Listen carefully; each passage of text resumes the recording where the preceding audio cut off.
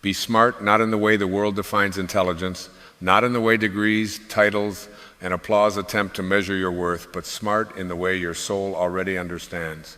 Smart enough to recognize that you are not here to compete, but to create. Smart enough to know that what you seek is already seeking you. Smart enough to realize that the life you desire is not something to chase, but something to allow. There is a silent intelligence beating your heart right now. You are not commanding it. You are not reminding it to pulse. There is a wisdom-moving breath in and out of your body without effort. The same force that spins the planets in perfect rhythm is animating you in this very moment. And yet, the ego whispers, you are small, you are separate, you must struggle, you must prove, and you believe it. You forget that you are not the wave fighting against the ocean. You are the ocean expressing itself as a single magnificent wave. To be truly smart is to step out of the hypnosis of scarcity and awaken to the truth of abundance. The ego is clever, yes, but it is not wise. It will tell you that there is not enough love, not enough money, not enough recognition. It will compare your journey to another's highlight reel and convince you that you are behind. But behind whom? In a race that was never real? The oak tree does not resent the pine for growing differently. The sun does not compete with the moon for brilliance. Why then do you compete with your brothers and sisters in this grand human experience? If you squeeze an orange, what comes out? Orange juice. Not because the world forced it out of the orange, but because that is what was within. And when life squeezes you, when the pressure is applied and the deadlines tighten and the disappointments sting, what comes out of you? Is it fear? Is it anger? Is it resentment? Or is it compassion, clarity, and calm? You cannot give what you do not possess. So be smart enough to fill yourself with what you wish to express. Be smart enough to cultivate peace within so that when the squeeze inevitably comes, peace is what flows. You have been taught to chase outcomes, to strive endlessly, to push and force and manipulate circumstances until they bend to your will.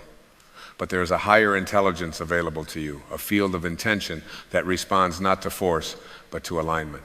When you align your thoughts with love, when you align your energy with gratitude, when you align your actions with integrity, life begins to cooperate with you in ways that feel miraculous. Not because you are lucky, but because you are in harmony with the source from which all miracles arise. You are not your possessions. You are not your resume. You are not your failures. You are not even your successes. You are the awareness behind all of it. You are the sky in which the clouds of thought appear. The clouds may be dark today, heavy with doubt or grief, but the sky remains untouched. The sky does not argue with the storm. It does not attempt to control the wind. It simply allows, knowing that every storm exhausts itself. Be smart enough to identify as the sky, not the passing weather. How much of your suffering comes from trying to control what cannot be controlled? The past has already dissolved into memory. The future has not yet arrived. And yet the ego drags you backward into regret or propels you forward into anxiety. Meanwhile, life is happening now, this breath, this heartbeat, this moment. When you anchor yourself in the now, something extraordinary occurs. The noise quiets, the fear softens, the clarity emerges. You begin to see that everything you truly need is present in this instant. Being smart is not about accumulating information. It is about remembering who you are. You are a divine being having a human experience. You are a spark of infinite intelligence clothed in temporary form. When you forget this, you suffer. When you remember it, you rise.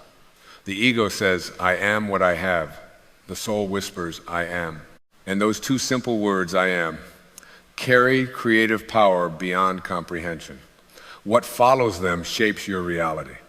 If you say, I am tired, I am unworthy, I am unlucky, you align with limitation. But if you say, I am guided, I am abundant, I am love itself, you begin to step into the truth of your spiritual identity.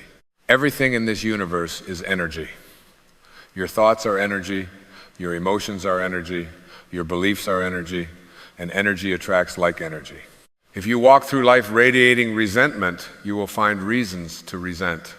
If you walk through life radiating appreciation, you will discover more to appreciate. It is not magic, it is alignment. Be smart enough to choose thoughts that nourish rather than deplete. Be smart enough to observe your inner dialogue and gently redirect it when it wanders into the valley of self-criticism. There are no justified resentments. I want you to sit with that. The ego insists that your anger is valid, that your bitterness is earned, and perhaps the pain was real, perhaps the betrayal cut deeply. But holding resentment is like drinking poison and expecting the other person to suffer. When you forgive, you are not condoning behavior. You are freeing yourself from the prison of the past. You are releasing the energetic cord that binds you to a moment that no longer exists. Forgiveness is not weakness, it is spiritual intelligence in action. You will get everything in life when you stop demanding that it arrive in a specific form. The universe is infinitely creative. It does not always deliver through the door you expect. Sometimes what appears as loss is redirection. Sometimes what feels like failure is preparation. The caterpillar does not understand the cocoon. From its limited perspective, everything is dissolving. And yet within that dissolution, wings are forming. Trust the process of your own becoming. Ask yourself, who would I be without this story? Without the narrative of limitation I have repeated for years? Without the identity built around wounds and disappointments? Beneath those layers, there is a presence, calm, radiant, unshaken. That presence is your true self. It does not need approval. It does not fear rejection. It knows that worth is intrinsic, not earned. When you operate from that place, your actions become inspired rather than desperate. You create not to prove, but to express. The world may tell you to hustle harder, to push further, to outshine everyone around you, but the oak tree does not strain to grow. It simply aligns with the sun, absorbs nourishment from the soil, and unfolds according to its nature. What if your task is not to force success, but to align with your highest self and allow success to emerge organically? What if being smart means trusting that your desires were placed within you for a reason? You are not here to live in fear. Fear is a teacher, yes, but it is not a master. It arises from the illusion of separation, the belief that you are alone in a hostile universe. But you are never alone. The same intelligence that orchestrates galaxies is intimately aware of you. When you shift from fear to trust, from contraction to openness, your entire physiology changes, your mind clears, your creativity expands, solutions appear where obstacles once stood. Imagine standing at the edge of the ocean, watching the waves crash and recede. If you try to hold on to a single wave, you will exhaust yourself. But if you recognize that you are the ocean itself, you relax into the rhythm. Experiences come and go. Emotions rise and fall. Relationships begin and end. But the essence of who you are remains constant. Be smart enough to invest your identity in what is eternal, not what is temporary.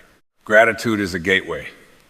When you say thank you, not as a polite gesture, but as a heartfelt acknowledgement of abundance, you shift your vibration instantly.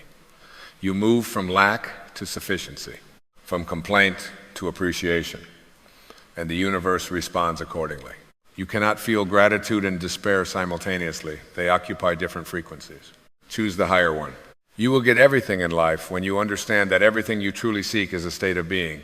You do not want money, you want freedom. You do not want fame, you want significance. You do not want possessions, you want security. And all of those states originate within. When you cultivate inner freedom, outer opportunities align. When you embody significance, your presence alone impacts others. When you feel secure in your own being, circumstances lose their power to destabilize you. Be smart enough to release the need to be right. The ego thrives on being correct, on winning arguments, on defending positions. But peace is far more valuable than victory. Ask yourself in moments of conflict, do I want to be right or do I want to be free? Often you cannot have both. The soul chooses freedom. Every morning, before the world tells you who to be, take a moment to remember who you are. Sit in silence. Feel your breath. Affirm gently, I am connected to the source of all creation. I am guided. I am supported. These are not empty words. They are declarations of alignment.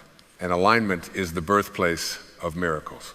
Do not wait for external validation to pursue your calling.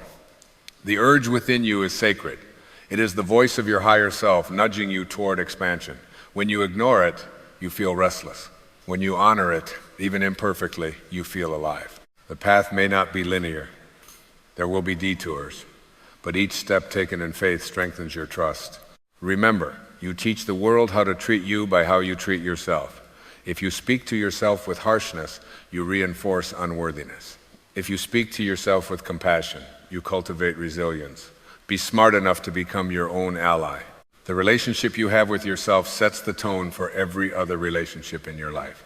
You are already enough, not when you achieve more, not when you lose weight, not when you earn a certain income. Now, in this breath, enoughness is not a future destination. It is a present truth waiting to be acknowledged.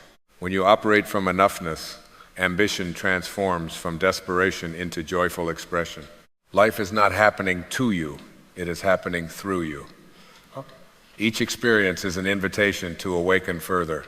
When challenges arise, instead of asking, "Why is this happening to me?"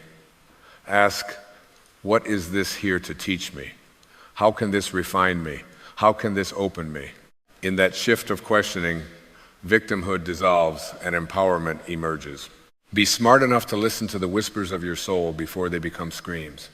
Your body will tell you when you are out of alignment. Your emotions will signal when you are betraying your truth. Pay attention, adjust gently, realign consistently.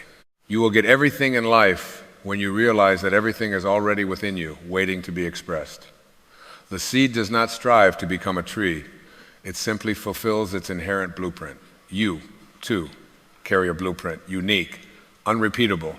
Trust it, nourish it, allow it to unfold. And as you walk this path, remember that love is not something you find, it is something you are. When you radiate love, not sentimentality, but deep, unconditional regard, you become a magnet for experiences that reflect it. Love dissolves fear. Love transcends ego. Love reminds you of your unity with all that is. So be smart. Not smart in the ways of manipulation or control, but smart in the ways of the Spirit. Smart enough to choose thoughts that empower. Smart enough to forgive quickly.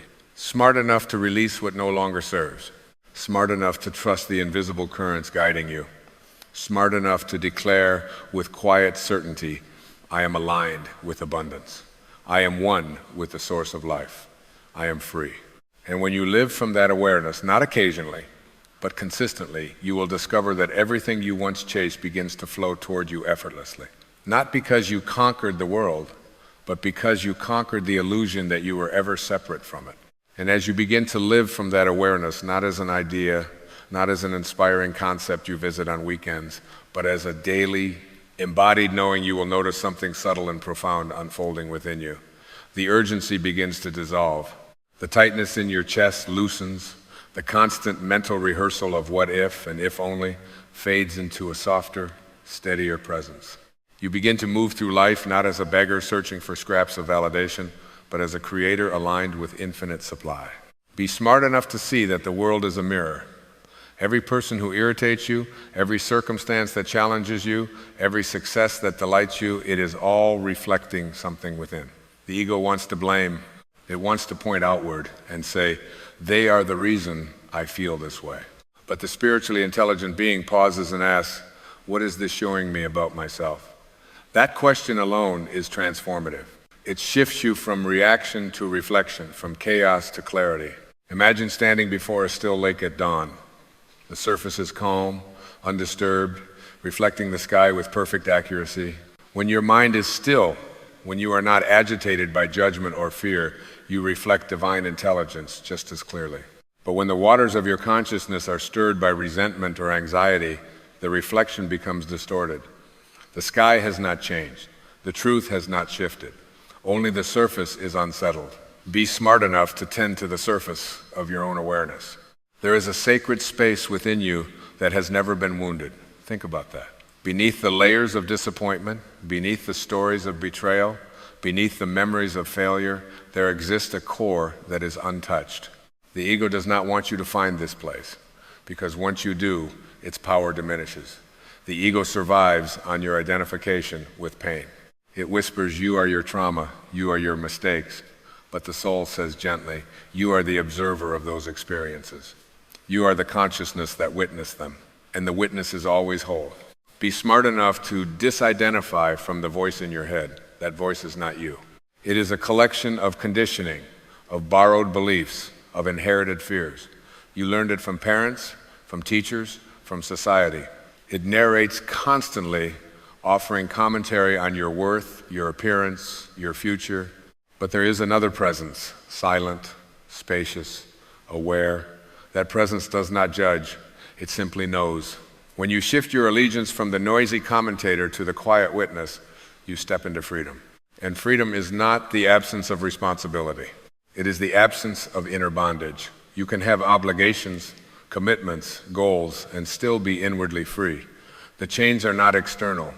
They are the thoughts you refuse to question, the grudges you refuse to release, the identities you cling to because they feel familiar.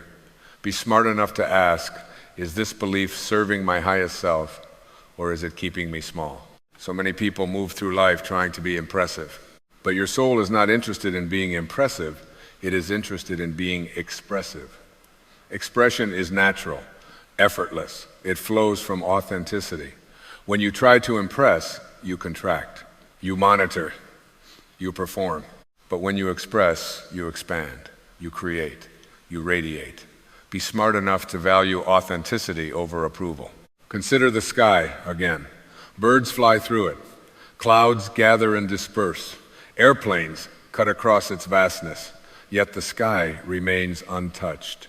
It does not cling to the birds or resist the storms. It allows everything while remaining itself. This is your true nature. Thoughts will pass through. Emotions will rise and fall. People will enter and exit your life. But you are the vastness in which it all occurs. When you anchor yourself there, you stop chasing permanence in a world designed for change. You will get everything in life when you stop insisting that it look a certain way. The ego creates rigid blueprints. Success must look like this. Love must arrive like that. Happiness must follow this timeline. And when reality diverges from the script, suffering begins. But the soul understands flexibility. It understands that life is creative beyond your imagination. Sometimes the detour leads to a view you never would have discovered on the planned route. Be smart enough to release the timeline. There is no cosmic clock judging your progress. You are not behind. You are not late. The oak tree does not rush its growth because the pine is taller. Each being unfolds according to its own divine timing. When you compare, you disconnect from your path. When you trust, you align with it. Alignment is the key. Not force, not struggle. Alignment. When your thoughts, emotions, and actions are congruent with your highest values, you enter a state of flow. Opportunities appear almost synchronistically. Conversations lead to unexpected openings. Ideas emerge with clarity. This is not coincidence. It is coherence. You are vibrating in harmony with the field of intention. But to reach this state, you must be willing to let go of the familiar discomfort. The ego prefers predictable pain over unfamiliar freedom. It clings to toxic relationships because they are known. It holds on to limiting beliefs because they feel safe. Growth requires courage, the courage to step into the unknown and trust that you are supported. Be smart enough to recognize that discomfort is often the doorway to expansion. The caterpillar does not become a butterfly by clinging to the leaf. It must enter the cocoon, a space of dissolution, of transformation. Parts of you will dissolve as you grow. Old habits, old identities, old fears, let them. You are not losing yourself. You are shedding what you were never meant to carry. And as you shed, you may feel exposed, vulnerable. But vulnerability is not weakness, it is openness. It is the willingness to be seen without armor. When you drop the mask of perfection, you invite authentic connection. When you admit uncertainty, you open space for wisdom. Be smart enough to honor your humanity while remembering your divinity.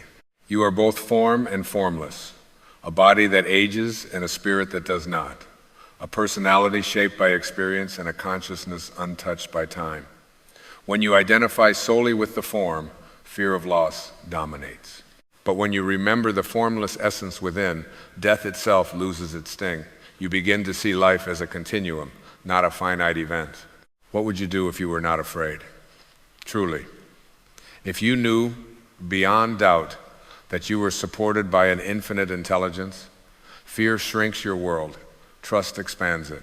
Each time you choose trust over fear, you strengthen the neural pathways of courage. You recondition your mind to expect possibility rather than catastrophe. Be smart enough to guard your attention. Where you place your attention determines your experience. If you constantly consume negativity, your inner world darkens. If you immerse yourself in inspiration, your spirit lifts. Attention is currency. Spend it wisely. Silence is another form of intelligence. In silence, you hear the whispers of guidance. In silence, solutions surface without strain. Make space for it, not as an obligation, but as nourishment. Sit quietly, breathe, observe. You will begin to notice that beneath the chatter, there is a steady hum of peace. And from that peace, inspired action arises.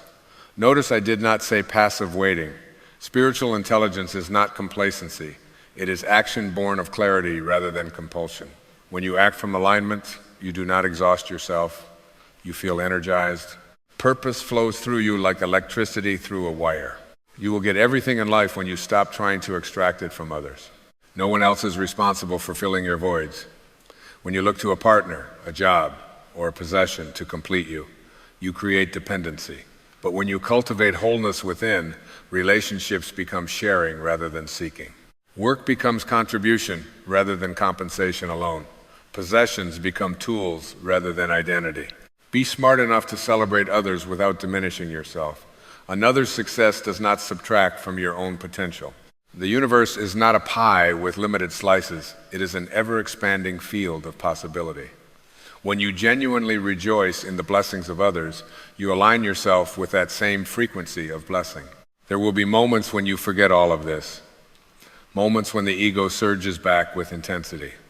When doubt creeps in. That is part of the journey. Do not condemn yourself for forgetting. Simply remember again. Spiritual awakening is not a single event. It is a continual returning. Return to your breath. Return to your awareness. Return to the knowing that you are more than your circumstances. Each return strengthens your connection to truth. And as you continue walking this path with patience, with compassion, with courage, you will begin to embody a quiet confidence. Not arrogance, not superiority, but a steady inner knowing. You will no longer need to announce your worth because you will feel it. You will no longer chase approval because you will approve of yourself. Be smart enough to understand that the ultimate achievement is inner peace. All other achievements pale in comparison. Money without peace is anxiety. Fame without peace is isolation. Success without peace is exhaustion. But peace within transforms every external circumstance into an opportunity for gratitude. You are here not merely to accumulate, but to awaken. Not merely to survive, but to realize your divine nature. The journey is inward. The treasure is within. And once you truly grasp this, not intellectually, but experientially, you will see that you already possess what you have been searching for. Be smart. Choose love over fear. Choose forgiveness over resentment. Choose presence over distraction. Choose alignment over force. And watch as your life unfolds, not as a battle to be won, but as a masterpiece being revealed. Because in the deepest sense, you will get everything in life when you realize you were never separate from it to begin with. My research reveals a fairly common definition of intention as a strong purpose or aim, accompanied by a determination to produce a desired result. People driven by intention are described as having a strong will that won't permit anything to interfere with achieving their inner desire. I imagine a sort of pit bull kind of resolve or determination. If you're one of those people with a never-give-up attitude combined with an internal picture that propels you toward fulfilling your dreams, you fit this description of someone with intention. You are, most likely, a superachiever and probably proud of your ability to recognize and take advantage of opportunities that arise. For many years, I've held a similar belief about intention. In fact, I've written and spoken often about the power of intention being just what I've described above. Over the past quarter of a century, however, I've felt a shift in my thinking from a purely psychological or personal growth emphasis toward a spiritual orientation where healing, creating miracles, manifesting, and making a connection to divine intelligence are genuine possibilities. This hasn't been a deliberate attempt to disengage from my academic and professional background, but rather a natural evolution that's been unfolding as I began to make more conscious contact with spirit. My writing now emphasizes my belief that we can find spiritual solutions to problems by living at higher levels and calling upon faster energies. In my mind, intention is now something much greater than a determined ego or individual will. It's something almost totally opposite. Perhaps this comes from shedding many levels of ego in my own life, but I also feel the strong influence of two sentences I read in a book by Carlos Castaneda. Castaneda's words were, quote, "Intent is a force that exists in the universe. When sorcerers, that is, those who live of the source, beckon intent, it comes to them and sets up a path for attainment, which means that sorcerers always accomplish what they set out to do." Unquote. When I read those two sentences, I was stunned by the insight and clarity it gave me about the power of intention. Imagine that intention is not something you do, but rather a force that exists in the universe as an invisible field of energy. I had never even considered intention in this way before reading Castaneda's words. I wrote those two sentences down, and then I had them printed on a card and laminated. I carried the laminated card with me into the catheter lab for my minor surgical procedure, and as soon as I could, I began talking about the power of intention to anyone who would listen. I made intention a part of every speech I gave. I immersed myself in this idea to use it, not only for my own healing, but to help others use the power of intention to carry them where they're fully equipped to go. I had experienced what is called satori, or instant awakening, and was intent on offering this insight to others. It had become clear to me that accessing the power of intention relieved so much of the seemingly impossible work of striving to fulfill desires by sheer force of will. Since that defining moment, I've thought of the power of intention in virtually all of my waking hours, and books, articles, conversations, telephone calls, items arriving in my mailbox, and arbitrary works I might be looking at in a bookstore all seem to conspire to keep me on this path. I know that intention is a force that we all have within us. Intention is a field of energy that flows invisibly beyond the reach of our normal, everyday, habitual patterns. It's there even before our actual conception. We have the means to attract this energy to us and experience life in an exciting new way. The meaning of omnipresent intention. Try imagining a force that's everywhere. There's no place that you can go where it isn't. It can't be divided and is present in everything you see or touch. Now extend your awareness of this infinite field of energy beyond the world of form and boundaries. This infinite and visible force is everywhere, so it's in both the physical and the non-physical. Your physical body is one part of your totality emanating from this energy. At the instant of conception, intention sets in motion how your physical form will appear and how your growing and aging process will unfold. It also sets in motion your non-physical aspects, including your emotions, thoughts, and disposition. In this instance, intention is infinite potential, activating your physical and non-physical appearance on Earth. You formed out of this omnipresent to become present in time and space. Because it's omnipresent, this energy field of intent is accessible to you after your physical arrival here on Earth. The only way you deactivate this dormant force is by believing that you're separate from it. Activating intention means rejoining your source and becoming a modern-day sorcerer. Being a sorcerer means attaining the level of awareness where previously inconceivable things are available. As Carlos Castaneda explained, the task of sorcerers was to face infinity, or intention, and they plunged into it daily as a fisherman plunges into the sea. Intention is a power that's present everywhere as a field of energy. It isn't limited to physical development. It's the source of non-physical development as well. This field of intention is here, now, and available to you. When you activate it, you begin to feel purpose in your life, and you'll be guided by your infinite self. As you make your metaphorical bow to this power, recognize that you're bowing to yourself. The all-pervading energy of intention pulses through you toward your potential for a purposeful life.